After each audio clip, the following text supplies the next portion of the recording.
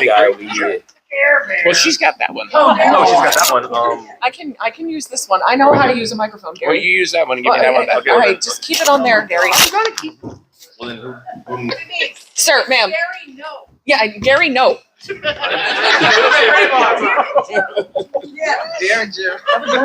All right, It's damn it, Joe and Gary. No, Yeah, where's your robe? that Yeah, where is your robe? Where is your robe, Joe? Yeah, Joe. Joe. Joe. Joe. Where's the Joe robe? Joe. Joe. Joe. Joe. Joe. Joe. Joe. Joe. Joe. Joe. Joe. Joe. Joe. This is, I get that at pro wrestling crowds, and that's my favorite thing to hear when I chant my name is awesome. And but speaking of that, I usually wear a wrestling robe when I'm judging the classic sci-fi court. But in this case, that robe has been borrowed by an actual pro wrestler this weekend. So he was at the Thursday Night Wrestling here in Jackson. There we go. There's your wrestling We have fans. some hooligans in the Yep, house. there we go. Yeah, man. Douglas Sanders and Tsunami are two of my favorite people. Anywho, are we ready to begin? Yes. I think so. Has anyone here not been to classic sci-fi court before? Okay, Oh, this is gonna be here's fun. what we do. Here's what we do. In real life, there are people in all of your lives, I call them stick-in-the-muds, who may say to you that your favorite movie is not that great, or perhaps terrible, or perhaps unwatchable. But please, all of you, I'm asking, don't take the law into your own hands. You take them to court. Classic sci-fi court, ladies and gentlemen. Here's a story I want to share before we start. Is Yes. we have done this a few years. We've done it a few times. I just recently introduced this concept at another convention. One of our panelists, or one of our defense attorneys, got up, and this is something I am sad that it has not happened here first. In mine, yeah. But the defense attorney got up and said, "Ladies and gentlemen, I am going to defend the Sgt. Pepper's Lonely Hearts Club Band movie." One person got up and walked out. At first, I thought they were just making a joke. They never came back. And I am depressed that none of us have picked a movie yet. I have my favorite, Gary. We all know which one that is. That's true. Yeah. Oh, yeah. It may happen. This year may be the year. But So we should hand it over to our master defense attorney, I guess. here's, hang on, I've got to lay this out. And Bailey, if you would introduce me, if you don't mind. If you're physically able, all rise. No, not you. I was just yeah, that's right. Honorable. Ish. Thank you. You may be seated. It's like, do you know how hard I had to squeeze in to get in this chair? Joe's got a spatula. Spatula City? Spatula City! Nothing says I love you like the gift of a spatula. Guys, yes, I did. A very cool person made these for us just a few years ago, and I treasure my Spatula City goods. My Spatula City spatula. Okay, Attorney Eldridge, if you would. Yeah, well, we haven't determined an order specific. Well, we know the final attorney, which is Attorney Bailey. But before I see a defender who was not on my list. So Shaun, do you want to kick us off? Oh, absolutely. All right. So, I'm no actually PowerPoint. no, absolutely not, because I do ad lib way too much, and you guys will just get a picture painted for you. But as I talk about the awesome movie that nobody remembers called Virtuosity.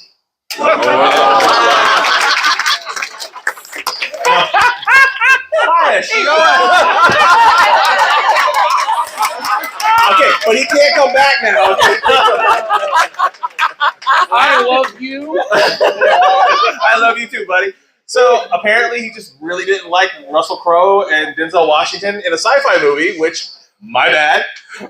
So by show of hands, who's actually seen Virtuosity? Oh, I love you guys. You guys are my people. Thank you so much. But I have talked to people about this movie, and they sound like they're in for it. But as soon as they start this film, which is a very basic concept, which is a man who was basically wrongly convicted of a crime, is used as a guinea pig so they can train an AI to become a better type of villain, so they can eventually turn it into a training program for officers. Now, this criminal just happens to be an ex-cop who executed a man who stalked him, murdered his kid, murdered his wife, basically killed a bunch of people, and Denzel basically said, I have had enough, this man is going to die. And yet they found him guilty. Now, first off, that is a crime in my book, and I think that he should have been exonerated. So, Judge, I would like to ask for a motion to exonerate Denzel Washington from being convicted of his horrible, heinous crime of defending himself and his family. Oh, 100%. Denzel Washington's not guilty. Denzel Washington. Thank you so much. I do appreciate that, Your Honor. Thank you. So that's my first success. Yes. But then you have Russell Crowe, and this was basically an introducing moment for me. I had never experienced Russell Crowe before, and this man shows up. And if you remember, when he gets his human body, after he's able to get out of the virtual simulation system, he's walking around to staying alive in the dopest suit you have ever seen in your life. It is electric sex blue, okay? He is walking around with the most polished black shoes you are, and he's waiting to murder somebody, anybody, at any given second. And what is Russell Crowe's name in this movie? Anybody remember? Sid. Love Sid. And Sid has every psychopath in the book put into his brain, and they're all fighting for dominance at the same time. How do you not want to watch this movie?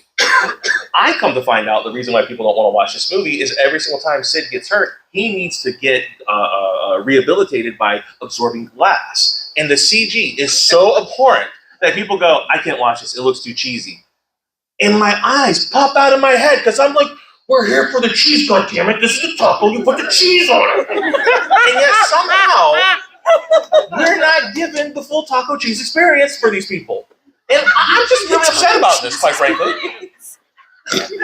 Now, if anybody would say that this would have been improved with a PowerPoint, I would like to see that by a show of hands. Well, fuck y'all then! All at once or one at a time? Oh no, there's definitely going to be a line because I get tired after a little bit, okay? So I'm going to need some up and down time, but we're going to get through the whole list. It's fine. I will clear this courtroom. I don't know if that's good or bad for me.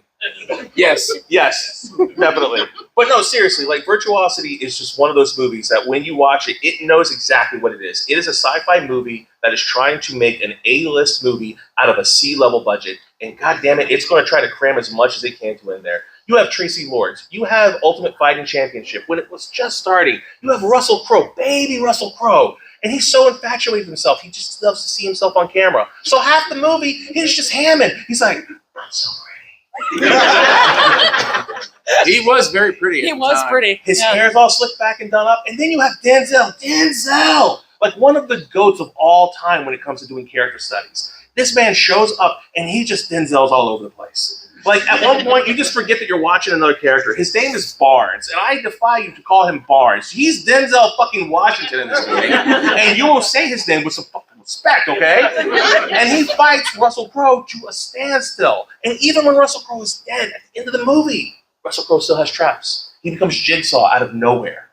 I'm not even kidding. See, there's a lady in the back who's looking at me now like, I am not kidding. There's literally a jigsaw trap at the end of this where if you screw up, an entire bomb blows up like in Die Hard, the whole top of a freaking building. And Denzel has to Denzel his way through a bomb. And you know how he does it? Denzel. And that's why if you've never watched this movie, you need to go watch Virtuosity. I rest my case.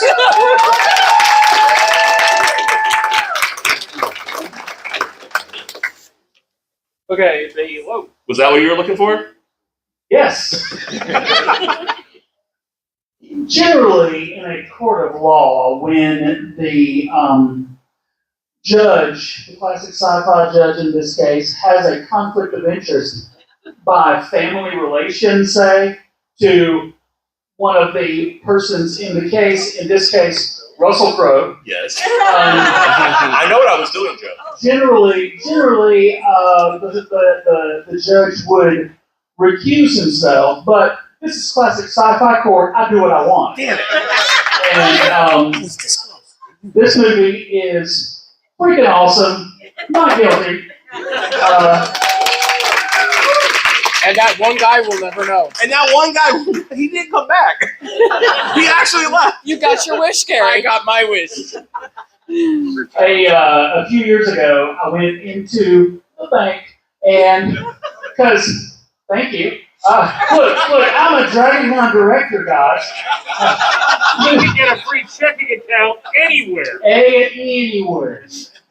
Went to the bank, and the nice lady looked at my name on my check. This is how long ago it was. And she goes, oh, like Russell Crowe. And I said, yeah, he's my cousin, but he doesn't really have a chance to come to the family reunions anymore. And she leans forward and goes, that's so sad. And I said, it is, but we're gonna be all right. We're gonna be all right. So Let's see.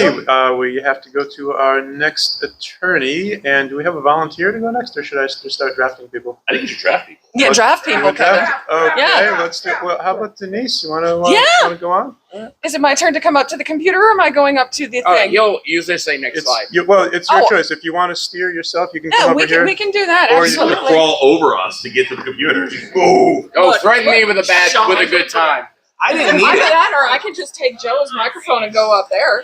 Does that work? Okay. Okay, so if you just want Oh me my to god, direct if you you to took it. Joe's microphone and just sat in the audience and did it, that would be just a power move, right? Yeah. Oh gosh. Oh, yes. Okay.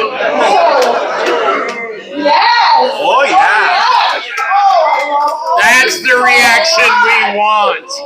Oh yes, because you actually like this movie, and I'm going to explain to you why. Okay.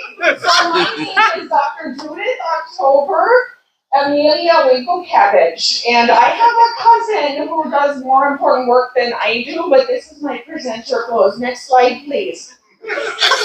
So, you actually like this movie, and the dice will tell you why.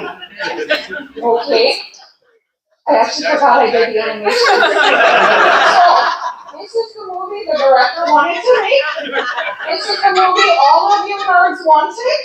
And this is the movie the studio gave us. Next, please. So, we're going to talk about it. The Empress of Izmir wants equality between the mages and the commoners, which is a great story to want. We all want these things, yeah? So her counselor, Profion, who was crazier than a shithouse rat, is like, nah, fam, we're not going to do that. No, we're going to go after the Rada Severin, and we're going to send Damodar, who's way better than I am, but for other reasons. And, well, that's okay, sweetie. You'll get over it. There's a pill for that now. So, because the rod of Severin controls the red dragons, the man can sit there and by will and by hook, he can decide to take over Izmir. Kind of like the Wisconsin said, I don't want to look at that hill no more. And they said, sure, and we changed geography. These things happen. So, when you change geography, it makes things easier to rule, yeah? Yeah, okay, so next slide, please. So enter Rayleigh and Snails. And both of these guys, they have no business doing what they did, but, we wouldn't have a movie if they didn't. So they stole things that they shouldn't have. And they stole it from the Mage's Tower. So, next slide. So, as penance, Marina, who is better than you in every way possible, trust me, she says, okay, so you stole something, now you get to help me save the world, because I said so. And they said, well, okay, so we get an elf who questions every life choice, like you are now. It's okay, there's therapy, Joel will pay the bill, and we have a dwarf looking for himself at the bottom of a whiskey bottle. If you've done that, I'm so sorry. You're not going to find it, try gin instead. Next slide, please. So, our heroes must battle through mazes, mischief, and their various personality disorders with varying degrees of success to save the rod and Izmir. And that's what she said. Next, please. Oh my god, the dice. Okay, you click again. Our Alright, so the good of this movie, yeah? There are good spots to this movie. Click, click, click. Click all the way through, my love. Click all the way through. I forgot about the animations. So, we have a collection of mystic characters with personality flaws. Yeah, you got your character sheets. You have a quest, shenanigans, dragons, murderous kind of thieves, a lich, down the dark. You got the dungeon crawl. This is a thing that happens, right? And Marina is a better snob than you are. She will always be a better snob than you are. Yeah, there is no competition. Keep clicking, my love. Alright, Snails forever. You got Richard O'Brien. Jeremy Irons giving up his complete last. And he commits to the bit. Alright, and we have more Damadar. And then we have more Richard O'Brien. And this movie proved that the D&D movie was actually possible. It's a solid backbone of a story, right? There's a story there. And we have Tom Baker. We got the Fourth Doctor. And you all had too much expectations on this movie. Okay, this was your fault. You had way too much expectations. And the studio interfered in the script. So it's the fault of you and the studios. And I can't help you with that. I'm so sorry. So next, please. So for that, and just click through. Oh my God, I forgot about the animations. So they made Ridley the fucking hero. They made him the hero. Who does that in D&D, yeah? Nobody does that. It's a team effort, not a me effort. You don't find self-actualization in a team. You don't do it. You find it yelling at the damn healer, or at least the mage, to cast a fireball at the beholder, because holy shit, we gotta get out of here before we all die, right? So if anybody was gonna be the hero, it should have been Thora Birch. She got treated bad. Alright, they did her dirty. They forced the love story. Don't do that. No, we don't do that, okay? Especially now with Marina, she deserved way better, and she was in love with Thora Birch anyway. We all know it. We all know it. Alright, we were robbed of the Lich, being the dungeon boss. Sales was done dirty. Don't kill the comedic relief. Thank you very much. Hello, I'll be here all week. Don't kill me. Our elf was pigeonholed into a role that she did not deserve. And I don't know why the dwarf was included, I'm still confused. So it relied heavily on this outdated formula, okay? The script wasn't working. They should have known it, but they didn't pay attention to it because the 90s, which was not 30 years ago, they were still working on a formula that wasn't going for it, all right? The weight of expectation. You nerds, look, you had too many expectations. You thought that it was going to propel D&D into the stratosphere. No, it wasn't the time for that, okay? You wanted highbrow fantasy. Have you played D&D? Have you played D&D? You're not playing Lord of the Rings, yeah? No, you betcha. You're playing a game with all the nerds. When you give them a door, they're going to find every way to not open it, okay? So, you forgot it was a D&D movie. It's an ensemble cast, not damn Ripley's with the hero thing, all right? And it needed an editor. Yeah? There's one other movie that needed an editor, okay? And it was called the 2014 Van Helsing movie. Wow. It needed an editor. Next slide, please. Okay, so I'm going to piss all of you off, all right? Judge, I present to you Exhibit A, the 2000 Dungeons and Dragons movie. Dungeons and Dragons, Honor Among Thieves. Same movie, editor. One movie had an editor, the other movie didn't. If you do a side-by-side comparison, yeah, it's the same movie, just a little bit better casting. Better story. Nah, sir, same story. Same story, just an editor. Next, please. All right, click all the way through again. So I'm going to roll for persuasion, yeah? So, we have the collection of mystic characters. They all meet in a tavern, because this is D&D. We have an epic quest with epic shenanigans. A complete derail. We have dragons. You've got murderous bad guys. You got a lich. We didn't have a lich in the other movie. And if you cannot appreciate Jeremy Irons completely going fuck it and that shit crazy, because he had a mortgage to pay, okay? And he totally committed to playing the power-hungry wizard with a superiority complex. And plans for a hostile kingdom takeover, that's on you.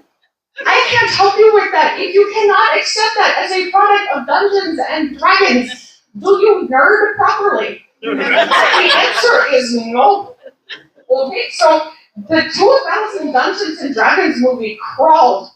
So Honor Among Thieves could bend the wild shape and run, ladies and gentlemen. And no one appreciates this fact as much as they should. Yeah? You betcha. That's the answer. No one appreciates the fact that the 2000 Dungeons and Dragons gave us Honor Among Thieves because they took that chance. They said, you know, we're gonna try again. And we're gonna get Chris Pines because there's no way it can fail if that man sings. I'm just saying, did we ever watch him in Into the Woods? Okay, yeah, that's why they cast him. So, next slide, please. Any questions? No? No. I rest my case.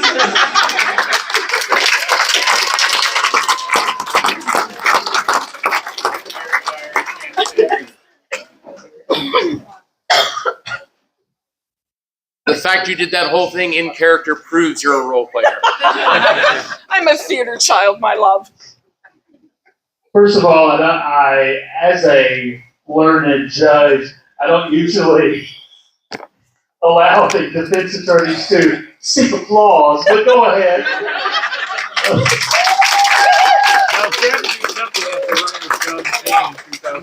Oh! If the more recent D&D Honor Among Thieves movie was on trial, it would skate easily clear because there is a manimal in it. But The animal rule always wins. It's true. It's true. It's All so hail. true.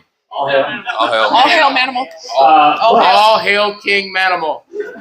However, it's the 2000s Dungeons and Dragons movie, and your defense was successful in that you talked about the movie's problems, which basically were that it would not be a super fun game if you were playing that movie, because the party splits apart, the most fun guy gets killed early. What's that about? I rule your defense, and thus your prosecution of this movie, so I rule this movie guilty as charged.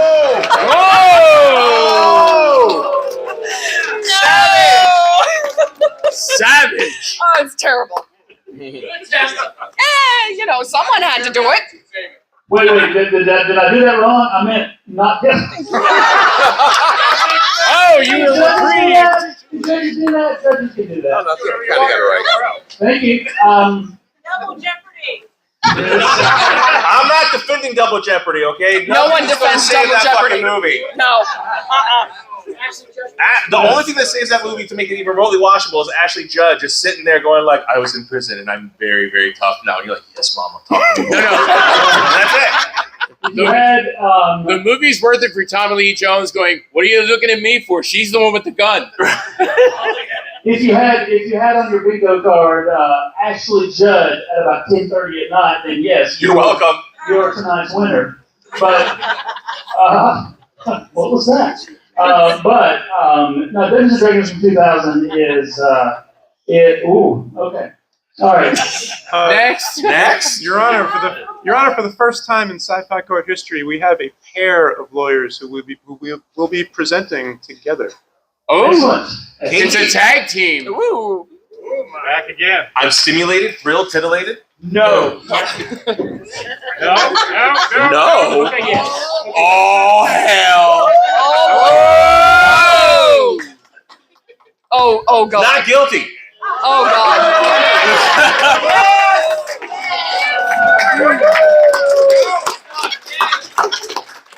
Ladies and gentlemen, Not guilty. Guilty. we are here to discuss and defend the cinematic masterpiece that is Howard the Duck. And we will be presenting the case for this being an underappreciated classic and for introducing us to characters that before had not been introduced. Next slide, please. Yeah, before he made Great off. Thank you for coming out, everybody. We're going to take Howard the Duck, and one thing that can make it better is a PowerPoint presentation. Buckle up for that. First of all, and this is very important in case we ran out of time or there was a fire alarm or something, to make sure that it's said, when you hear someone criticizing this impressive film, they will sometimes get greedy, and they will start ranting about everything. They'll get carried away, and they'll say, and I couldn't get over how bad that duck costume was. No, you need to pump those brakes, because this thing, it's not only very, very good for the time. No, forget the time. It is good for today. This duck occupied real space, and his eyebrows and eyes moved, and he had feathers on top that went up when he got really excited. This is an impressive feat of engineering. There's a puppetry team of like 20 people, multiple people involved in making this thing happen. So this is don't let him get by with the duck costume. But I don't like it, but don't say a word about the duck costume. Slide. Specifically, it took 8 people to bring him to life. 2 performers and 5 puppeteers, along with a voice actor. 8 people? Just for Howard. 4 puppeteers, voice actors. Yes. Also, speaking of puppetry, I believe it was the astronomer Carl Sagan who said that Hollywood needed to open its mind to characters, aliens in movies that were not all shaped like human beings. And we get the dark overlord of the universe, which, oh my goodness, unconventional. And if you are, in an age where you're saying, what's up with all the CGI for everything? I want some practical effects. This thing was, it was impractical, but it was very practical effects. There's a combination of puppetry, stop motion animation, a whole bunch of dubbing, early green screen. They made this thing happen, and it has vines shoot out of its hands. It's a crazy creature. So yes, unprecedented effects in puppetry. Slide. Then we get to the music. The music was done by Mr. Thomas Dolby, one of the best new wave artists ever.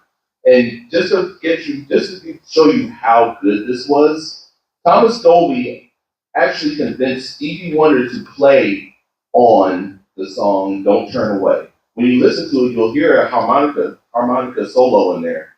That is Stevie Wonder. That should show you how serious this movie is. And also George Clinton and Ellie Willis helped write a few songs on there. You know who George Clinton is. Ellie Willis is the woman who wrote September for Earth, Wind, and Fire. Again, this is a very serious movie. Slide.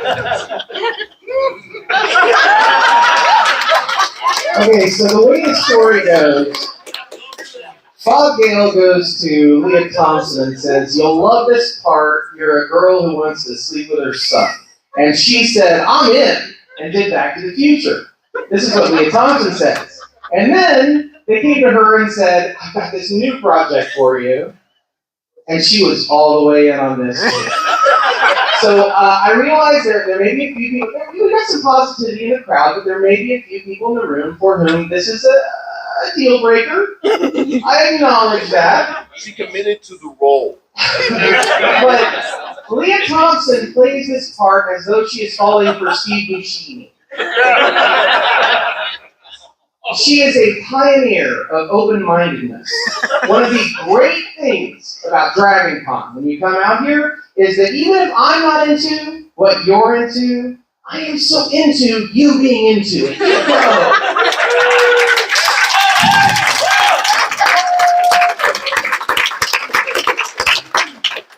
Slide.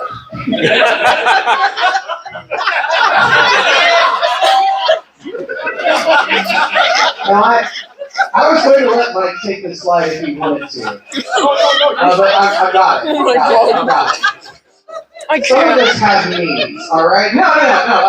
No, so look. George Lucas is a daredevil.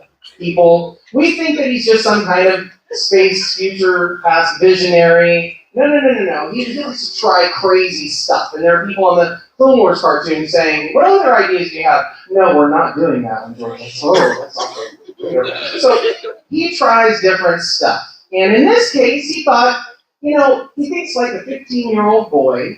And in some ways, that works. He makes things that he thinks all people will enjoy from that perspective. So I don't know where you guys all stand on this, but if you had 12-year-old me in the room, he would fight you. Because this was important, and my VCR could pause.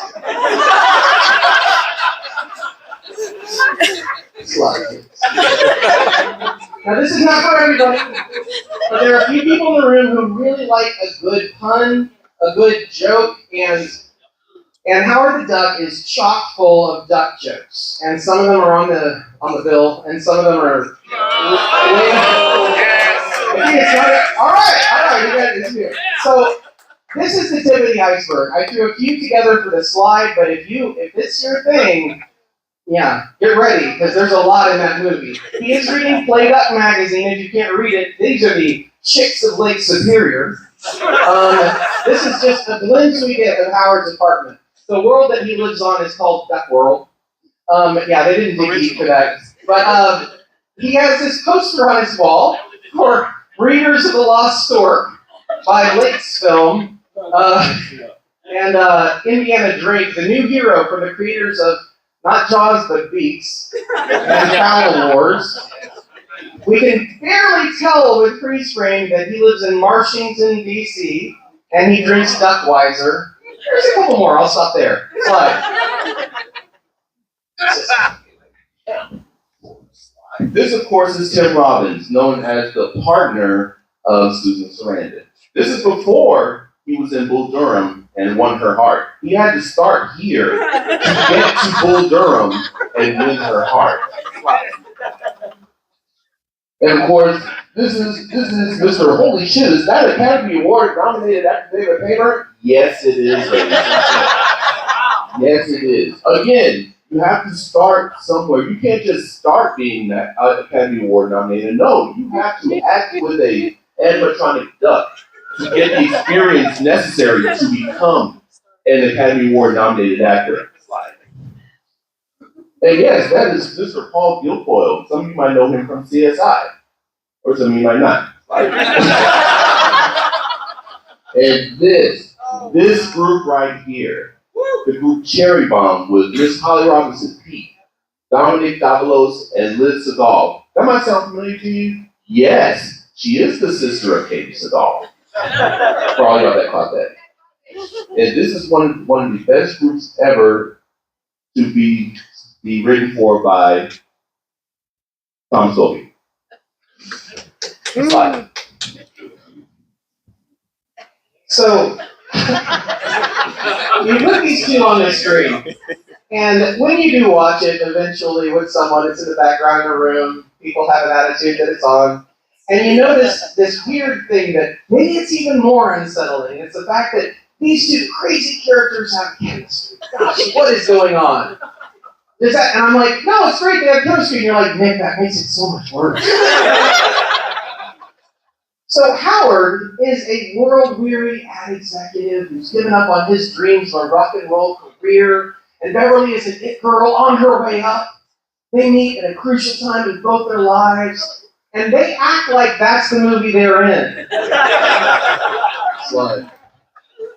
Okay, it has been suggested, after a space movie came out in 2017, that subverting expectations is a virtue in and of itself if you are praising a movie. Well, you have to remember the movie subverted expectations. I don't want to say what the movie is, but if you are into subverted expectations, the audience expects a certain thing, and this went a different way, and that was very brave. It was bold. It took chances. If someone says takes chances, remember that chances can be very, very bad. Well, this movie subverts more expectations and takes more chances than, oh my goodness, about anything you've seen. So yes, if you watch it with someone and they hate it and you say, it is subverting your expectations. But, okay, No one laughs at a master of quack food. And I believe this is comic book accurate. Slide. That's it. Thank you. Somebody else say it loudly. Space rabies! Space rabies. His eyes get really big when he says it. That's it. Thank you. Slide. Now, I am going to make everybody a little upset, but you're going to have to stick with me on this. Without Howard the Duck, there would not be a modern MCU. And I'm going to explain that.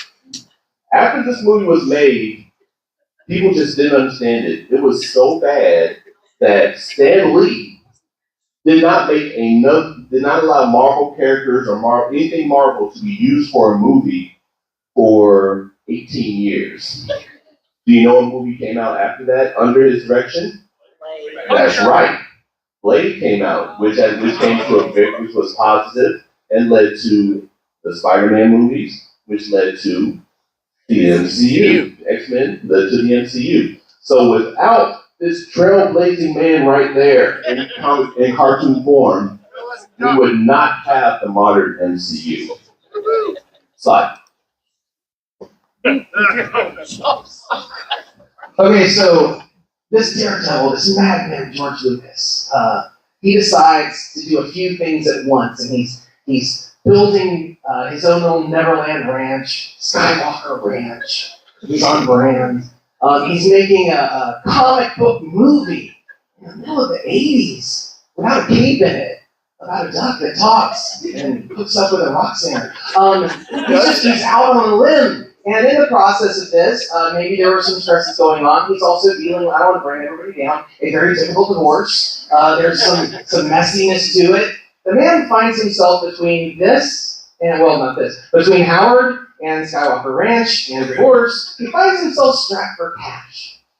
He really needs some money, and it's hard to understand the Star Wars creator running out of money, but he was running out of money, and he said, you know what, I've got this group of people that have just done graphics for Howard the Duck. I guess I can sell off that branch of Lucasfilm. It's just called, it's a really clever name, it's the Graphics Group.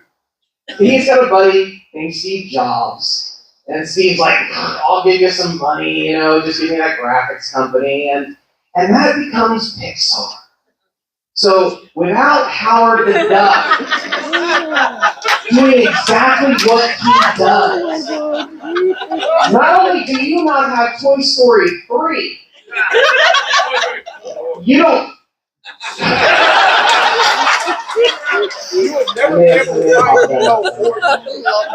Not only do you not have Toy Story 3, you don't get Sigourney Weaver narrating part of Finding Nemo 2, but you do not get The Incredibles. And if you don't get The Incredibles, you don't get Fantastic Four First Steps.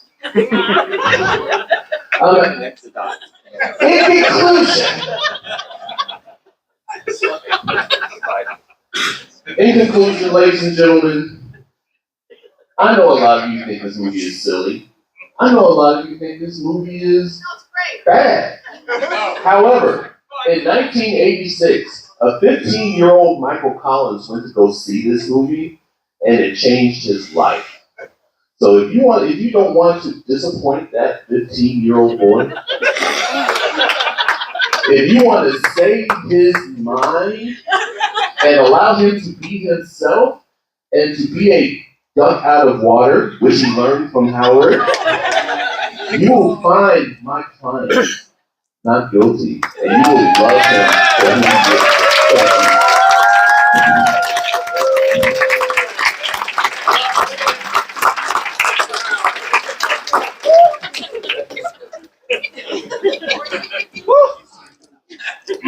Your Honor, I have a point of order. The court recognizes Attorney Rosado. First off, everything they said is absolutely amazing and true. But we did have two other Marvel movies. We had the horrible Roger Corman Fantastic Four and the Italian made with Red Skull, Captain America, which is horrible. Not released. And then we also had The Punisher.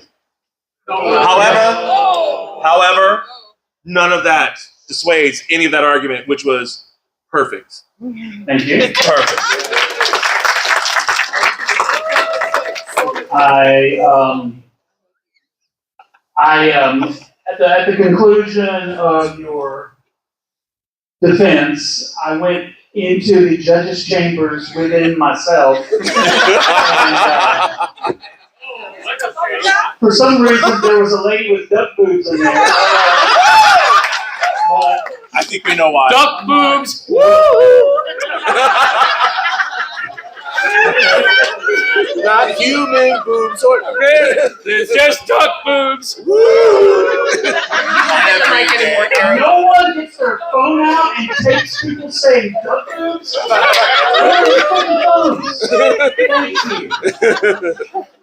Thank you. I declare Howard the Duck not guilty. And of course, all court costs I'll put them on my bid.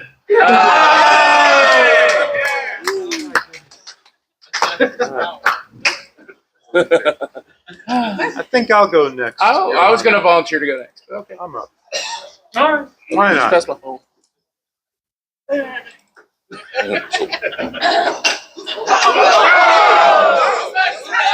Spectral down.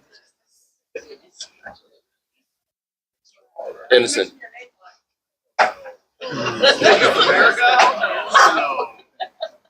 Yes. All right, guys. The Justice League of America started in comics in 1960. First appeared on TV in 1967. Then in '73, we got the Super Friends. And the JLA finally got itself a space monkey. Yes, sir. Our first Bleep. Our first live action, sort of, Justice League was 1979's Legends of the Superheroes, which was defended in this very court at DragonCon 2021 and recognized as the flawless masterpiece that it is. In the 2000s, the cartoons got even better, but when we finally got to a live action Justice League on the big screen, there were issues. However, way back in 1997, on the fourth day of Christmas, CBS gave us the gift of a TV movie pilot of a fun Justice League.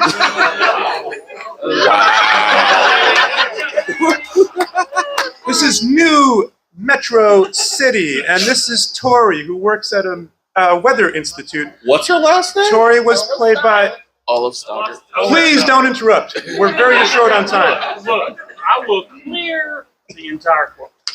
Tori was played by Kim Oha from the Baywatch parody series Son of the Beach. Now, one day... No swearing on the...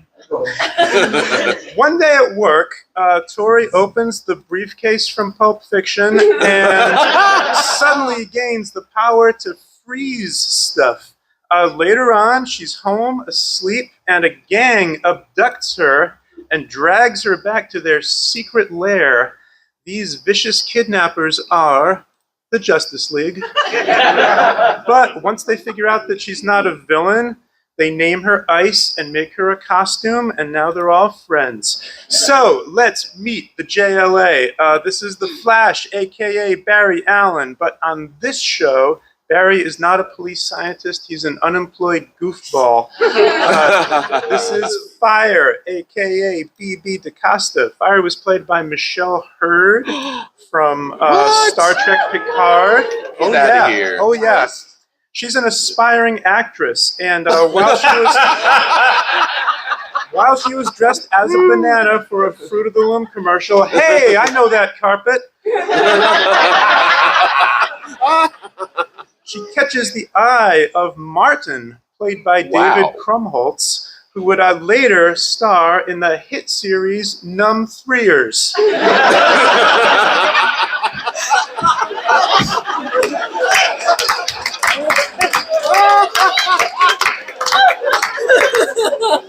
So Martin figures out her secret identity, somehow seeing through her brilliant disguise of smearing green stuff on her cheeks. And he celebrates by dressing like Lost in Space. Meanwhile, Green Lantern's girlfriend can't figure out his identity because he's practically wearing a Viewmaster. By the way, she was in Clueless, and he was on Gossip Girl. Now, also, he looks like Hal Jordan, but this Green Lantern is actually Guy Gardner, just like in the new Superman movie. But it's confusing because on the show, they put Guy's hair on ice. Now, the Atom was played by John Cassier, who was also the voice of the Crypt Keeper. Yeah! And finally, we meet John Jones, the Martian Manhunter. Under all that Martian makeup, this is David Ogden Stiers. What? Major Charles Emerson Winchester.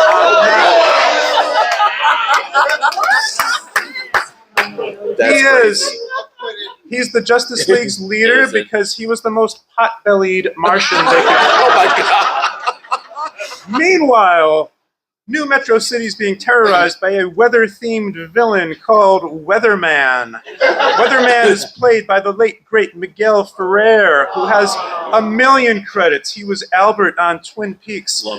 As weather villains go, Weatherman is not quite as scary as Weather Wizard, and in fact is not quite as scary as my junior high French teacher, Mrs. Weatherhead.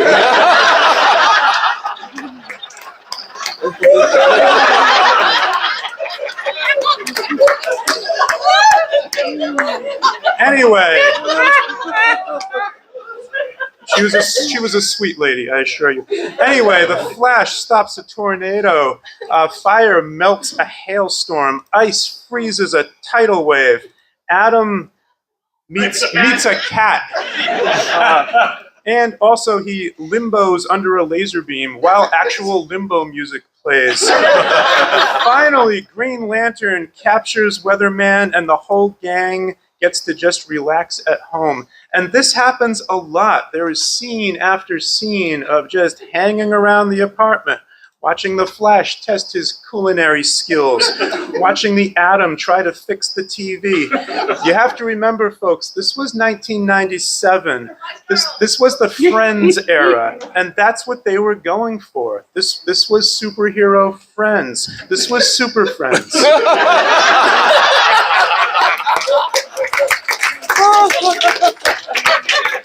And just like on Friends, they'll be there for you when the rain starts to fall. Thank you. Well done.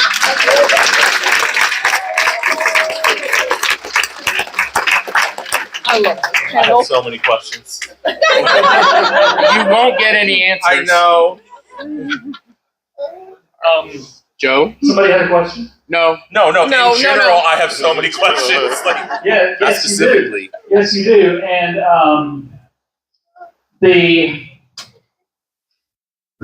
what also will be there for you, sir, is a not guilty verdict. The judge in question, myself, first obtained a copy of this, perhaps illegally, but I'm a judge, I can do that. Now you, I believe, can more or less legally watch it on the YouTubes, but not yet. Wait till the panel's over. Wait till our session is over. It's something. It's something. But also, the not guilty verdict stands because of all of your calculations. Ladies and gentlemen, the numb threers don't lie. We still have 2 more Yes. cases to try, so we gotta move. And Gary, you are up. Yes. Do you want me to steer for you? Or Yes, do you want, please. You got it. You got it? You good? You clear? I'm good. Yeah. Well, you know. All right. Oh my God. Oh, he told me about this. I Oh, forgot. good Lord. Oh, no. Ladies and Oh, no. Ladies and gentlemen, anyone who has been to the Classic Strike before may have heard the story that the first movie I ever saw in the theater as a 5-year-old. My father thought it was a perfect introductory movie to show his 5-year-old son was the original Jaws. Oh, yes. Yes, so 5-year-old me sitting in a theater, and it explains a lot about it. But that is not the movie I'm defending because there's very few people who would say that Jaws is a bad movie. It is a cinematic classic. It is a titan. It is what brought us the blockbuster. Jaws 2, Roy Scheider's back. And there's a giant electrical cable. Right.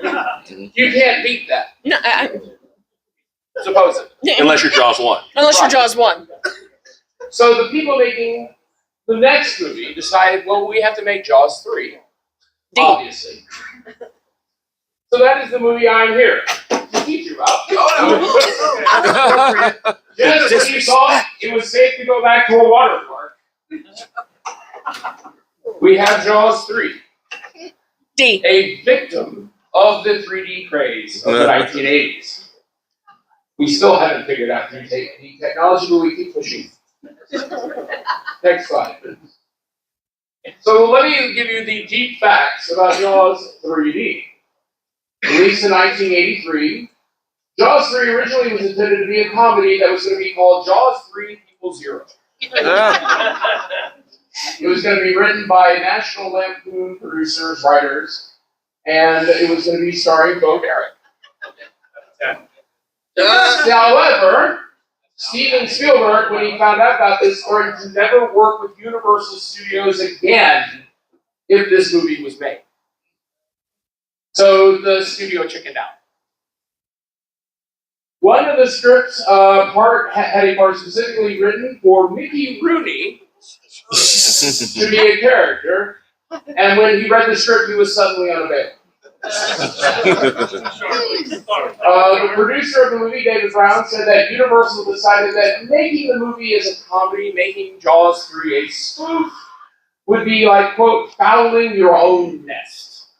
And so what we got was obviously such a better idea. Next slide. The budget of the film was $18 million, and it had the second highest grossing opening of the year. It made $88 million, technically makes the movie a success. Technically.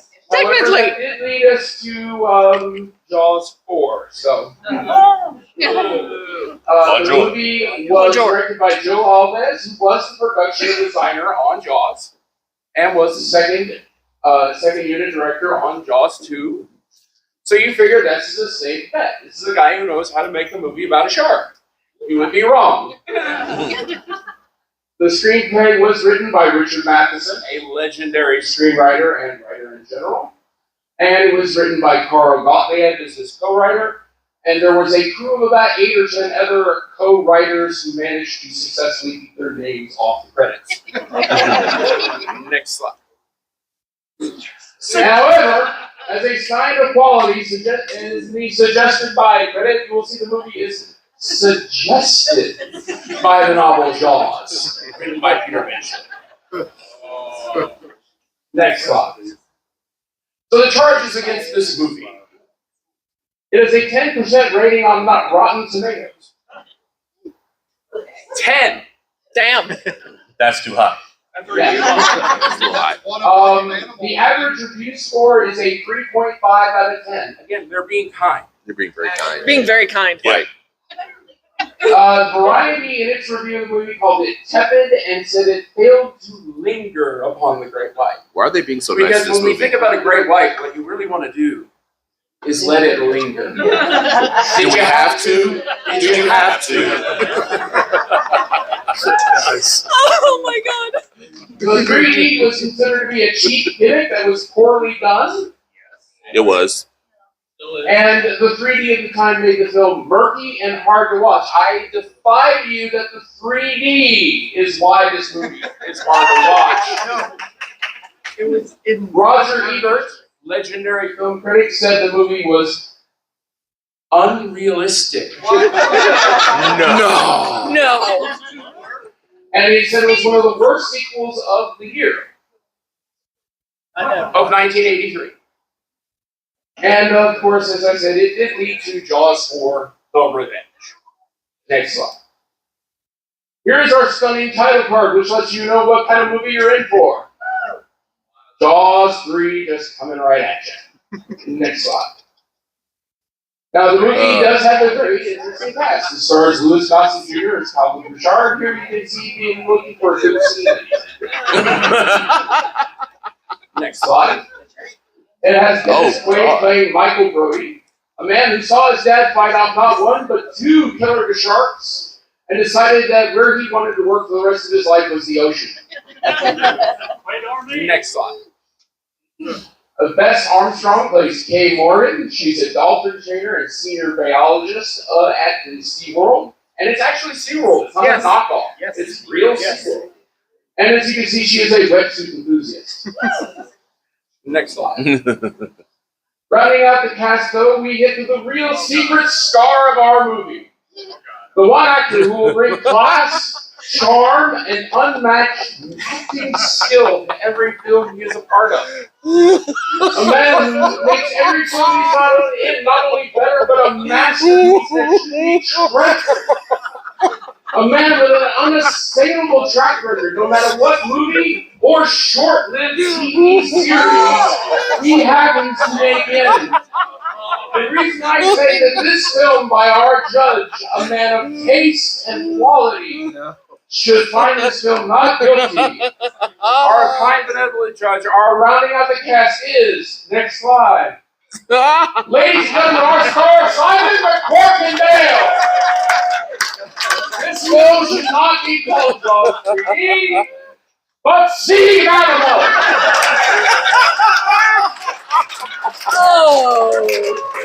Here you see him in his celebratory arrival at SeaWorld, bringing grace, bringing class, bringing art to film. He even did the hand, Shaun. He did. He did the hand, Sea Shaun. Animal in action. I posit this movie is actually the story of what has happened to our sad hero Simon Chase after his failure as a private detective in Los Angeles. Tired of only having land and air-based wars, he has gone to Florida in disguise to learn the secrets of the scaly underwater world. Here we see him studying the life of the aquatic in captivity, bringing the sweet J. Cruz style. Next slide. Now, good points in the movie. While made in the craze of the 80s 3D, there were minimal of the 3D effects where things randomly poked at you, unlike the skeleton that was placed. Next slide. Kay is actually a fairly smart scientist, a good character who figures out some good plot points. So here she is showing you exactly how far the film is from where it wanted to be to where it ended up. Next slide. Not all of the danger in the movie comes from the shark trying to eat people. The shark damages the underwater trails within the park, and it causes some people to be trapped in those tunnels, teaching us that it is always a good idea to avoid SeaWorld. Next slide. And how can you not be impressed by the cutting-edge 3D effects of 1983? Doesn't this just look like he's coming right at you? He's coming to get you. Oh, yeah. Right through the glass. And really, is that not realistic? Is that not how a shark ass sticks out of an underwater base? Ladies and gentlemen, next slide. Oh my god. Maybe the critics are right though. This is usually the facial expression of anyone when watching this movie. Next slide. So the movie's real crime is this. While trying to capture the shark at the end of the movie, Manimal is swallowed whole by the shark. In this noble sacrifice, though, he did go decide, if I'm going to go underwater and fight a shark, what do I need? I need a grenade. Everybody, when you think you're going to fight a shark, grenades. Of course. Absolutely. You fight a shark with. Absolutely. So he spent in the movie dead with his hands still gripping that grenade. Next slide. And then the shark explodes when they manage to pull the grenade, which reminds us once again, as in the first movie, Jaws, 8-part kind of movie, that sharks are very vulnerable to explosions. Yes. They're very, it's their Achilles fin. And of course, we have the nice bit of the Jaws coming right at you. And the sidekicks who celebrate their victory. The Dolphins were the real stars of the show. They say to people multiple times, and they're good friends. And really, is this not, again, cutting edge 1983 technology of sharks superimposed over the people going, yay! Because once you've had all your friends eaten, and your underwater base worth millions of dollars destroyed, your reaction is yay. Next slide. So I pass this off to our judge to give us our verdict. As we see here, we see Simon McCorkindale asking Louis Scott to Junior the most important question. Wait, you mean the movie release? That's about me? Is that it? That's it. That's the last slide. So once again, I turn this over to our wise and learned judge. He looks so conflicted. If not guilty, at least ruling abstention? Very guilty. How you find sea manimal? Generally, we don't bring before the court movies with semen in it. Why? I've been hanging around with a long time. Ladies and gentlemen, of course, I find this movie not guilty at all. I'm going to say, The manimal rule applies! Animal rule applies. Now, did we have... We are switching laptops right now. We are switching laptops, ladies and gentlemen. The defense attorneys here have applied for a continuance, and I have granted it. So we have one more defense, and here we go. Bailey, Bailey, Bailey, Bailey, Bailey, Bailey, Bailey, Bailey, Bailey, Bailey. Oh my God.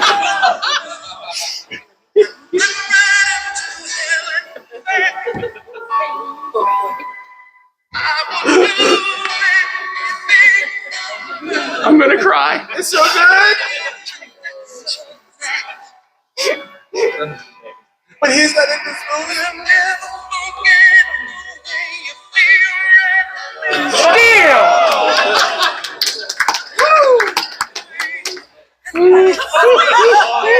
And Meatloaf will not shut up. So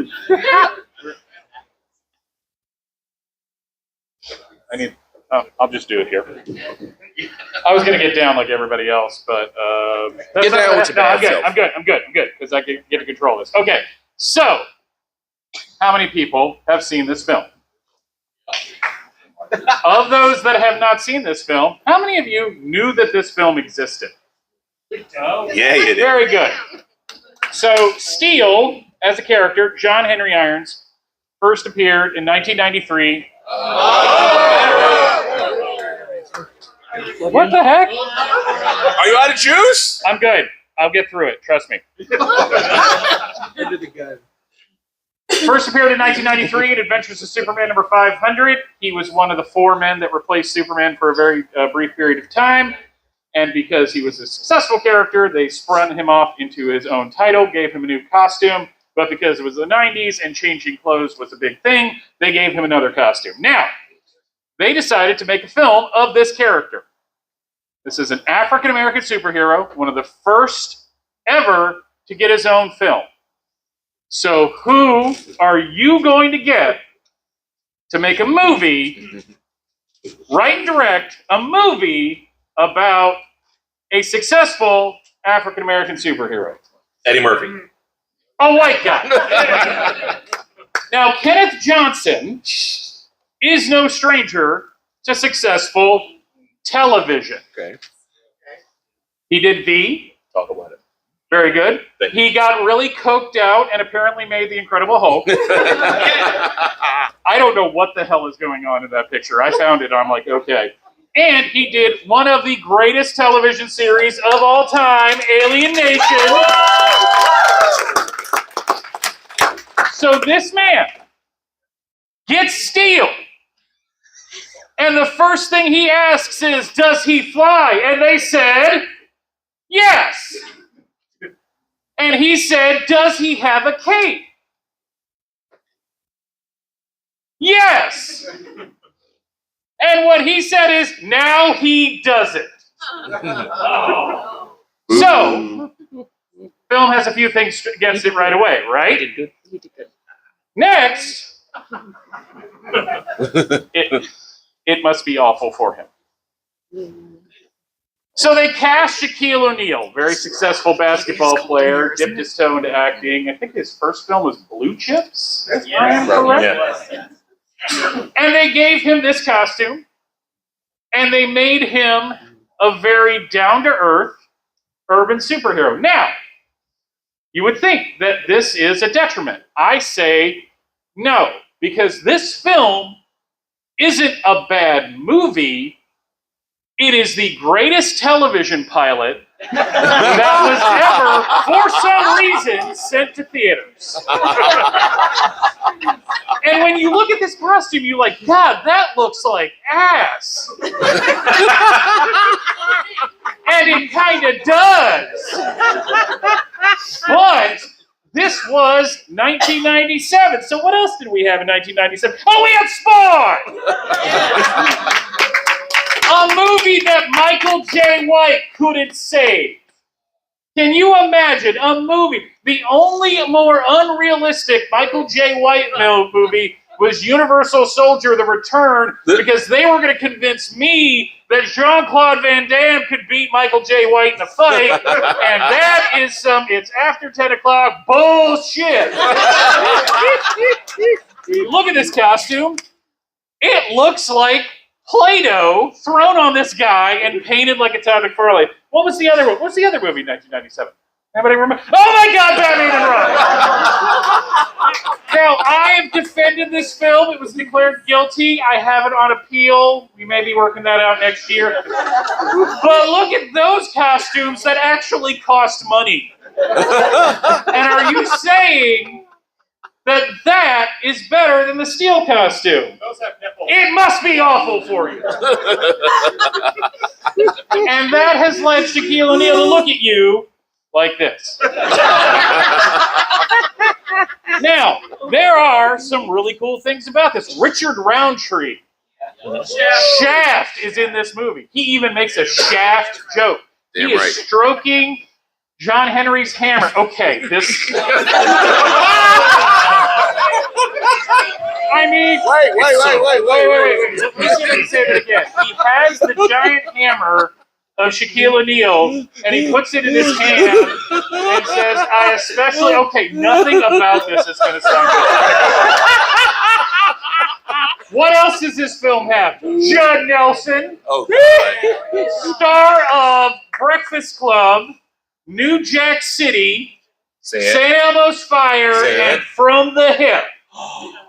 This man is having more fun than anyone at this convention in this movie. He is enjoying himself, and he has one of the greatest lines in cinematic history.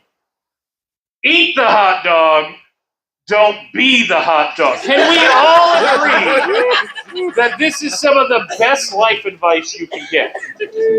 He also apparently likes holding Shaquille O'Neal's shaft. But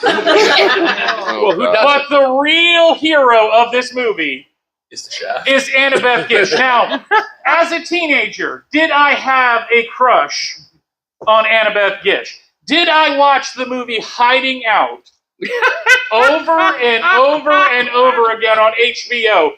A movie, by the way, about a grown-ass man played by John Cryer, who was Lex Luthor. Yep. Oh God. Who is on the run from the mob, disguises himself as a teenager named Maxwell Hauser, because he does some Kaiser Sose shit in the principal's office, coming up with a new name. And who does he romance? A 17-year-old girl who he hooks up with at the end of the film. Did I care about this at 15? Fuck no. Because Annabeth Gish was cute. She was also in a movie called Desert Bloom, which is a really interesting film set after World War II about PTSD. She was also one of the older daughters of Jed Bartlett on The West Wing. Yes. Which I think makes her amazing overall. Seriously, did I like... Her character is crippled. She has a wheelchair that has laser cannons on it. She is essentially Oracle from the comics before Oracle was ever presented to us in television form in the excellent Birds of Prey series, which I will be defending at some point in the future as well. So, kind of in conclusion, because I'm running over, because everybody else took their time. No, I'm just kidding. We took your time. Yes. I was brief and succinct. Thank you very much. I appreciate your time, sir. Thank you, sir. I am going to say that this movie does have a lot of flaws, in all seriousness. The special effects are kind of amateurish, but its reach far exceeds its grasp. But for 1997, and being a movie about a black character, directed by a white guy, I think they did the best they could. In every way possible. Shaquille O'Neal is not actually bad in this film. Judd Nelson is having a great time, and of course, Annabeth Gish. So, in conclusion, this is the most inappropriate image I could find for this movie, by the way. In conclusion, I am going to put to the court and to the judge, sir, please hammer, don't hurt him. Well said, sir. Well said. Well played. Mike, you set up Judd Nelson so hard, I thought the last one was going to be, and also Hot Rod in Transformers the movie, and I was waiting for it, and then you just took a right turn on me. Sidebar, Your Honor, Hot Rod is the Jane Fonda of Gen X. I will never forgive Hot Rod. That gets hate from my generation for absolutely no damn reason. No!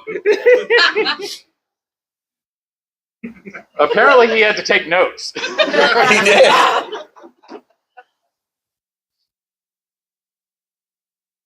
If I may quote from the song lyrics from, I believe the song was called Stand and Deliver, from the album Shaq Fu by Mr. Shaquille O'Neal. Oh my God.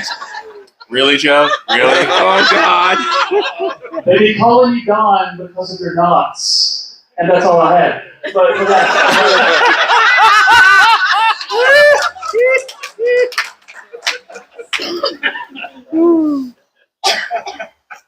this movie is it's much like look, Annabeth dishes dishes in it. She made all my dishes come true. When you gish upon a star. From gishes to dishes. But I She also made your Mystic Pizza. Yes. Hey, oh. Save at the last minute, maybe? ladies and gentlemen, I declared this movie Maybe.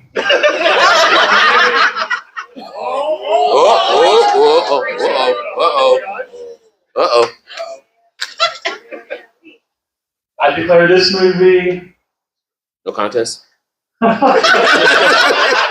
we have a hung Joe? A hung Joe? That's in late night panel. That It is late night. I mean, it is late night. It's 11:15. We're definitely in hung Joe territory. Yes. You can hear him wandering the forest at night among Joe, swaying between the trees. Swaying, the operative word there. Gravity is like a pendulum. Yes, but is it swinging more to the left or to the right? All I know is we really need a verdict, so Joe has to lay this pipe down. Please give us the shaft of steel. Plow this field, Joe. Plow this field. Hold the steel mighty in your hand. Put the hammer down, Joe. If you don't render a verdict soon, I will play stuff from the sound. I do have to ask, which way was his hammer hanging? It depends on the face of the moon. If I may quote from the movie Shaft, shut the door, shitty, not guilty.